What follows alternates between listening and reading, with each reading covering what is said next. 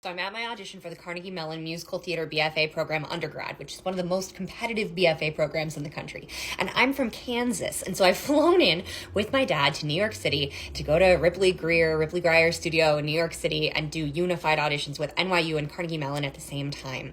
And I'm so nervous, but this is the moment, right? I've been training my whole life for this. And so I go in and I do the dance call. And what was absolutely wild was that the arm movements in the dance call were a combination that I already knew. They were like a classic jazz arm sequence. Do you guys know this one? Up, down, side, angle, side, up, down. That was like, we had to do those arms as part of the combination. So I knew them because I'd been practicing them because we had done them at my studio. Anyway, my dance call went really well.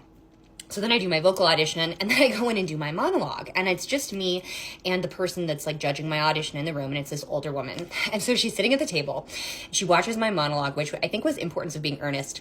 She's looking at my paper and she looks up at me and she's like, "You're applying for Brown?"